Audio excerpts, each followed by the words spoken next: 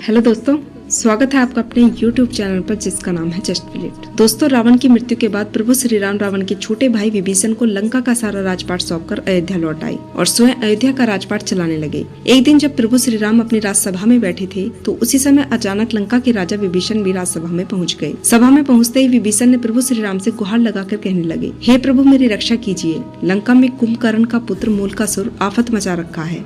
कुंभकर्ण का पुत्र मूलकासुर। विभीषण ने प्रभु श्री राम को बताया कि कुंभकर्ण का यह मूलकासुर नामक पुत्र असल में मूल नक्षत्र में पैदा हुआ था, जिसकी वजह से कुंभकर्ण ने इसे जंगल में फेंकवा दिया था। जंगल में फेंके जाने के कारण इसका पालन पोषण मधुमक्खियों ने किया था।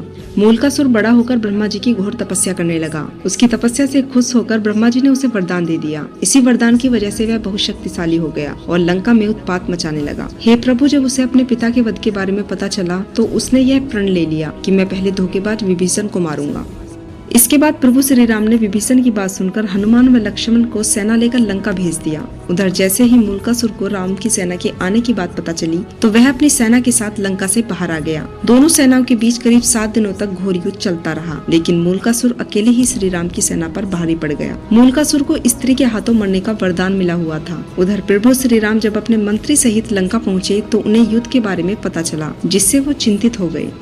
उसी समय ब्रह्मा जी भी वहां पर आ गए और प्रभु श्री राम से कहने लगे, हे भगवान, मैंने इसे स्त्री के हाथों मरने का वरदान दिया है, इसलिए आप माता सीता को बुलवाकर उनसे ही इसका वध करवाइए। ब्रह्मा जी की बात सुनकर प्रभु श्री राम ने हनुमान को अयोध्या भेजकर माता सीता को लंका बुलवाया। लंका पहुँचने पर प्रभु श्री राम ने माता सीता को मूलकासुर के बारे में पूरी बात बताई। प्रभु श्री राम की बात सुनकर माता सीता को क्रोध आ गया। क्रोध में ही उनके शरीर से तामसी शक्ति निकल पड़ी। वह शक्ति सीता की छाया में चंडी का रूप धारण कर लंका की तरफ चल पड़ी।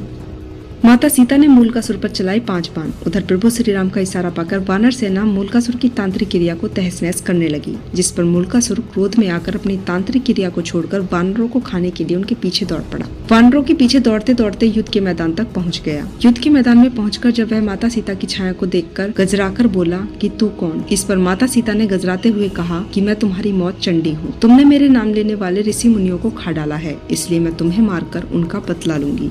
इतना कहकर छाया सीता ने मूलकासुर पर 5 बाण चलाए। दोनों में घोर युद्ध हुआ। अंत में छाया सीता ने चंडीकास्त्र का प्रयोग करते हुए मूलकासुर का वध कर दिया। मूलकासुर का वध करने के बाद छाया सीता वापस माता सीता के शरीर में प्रवेश कर गई। दोस्तों, माता सीता द्वारा मारे गए मूलकासुर के बारे में जानकारी आपको कैसी लगी? अगर आपको यह जानकारी पसंद आई हो तो चैनल से जुड़े रहने के लिए चैनल को सब्सक्राइब करें और मोटिवेट करने के लिए वीडियो को लाइक जरूर करें। तो दोस्तों, मिलती हूँ आप लोगों से अगली बार ऐसे ही अन्य मंदिरों के बारे में जानकारियाँ लेकर। तब तक के लिए आप अपना ध्यान रखें, खुश रहें। जय सनातन, जय श्री राम।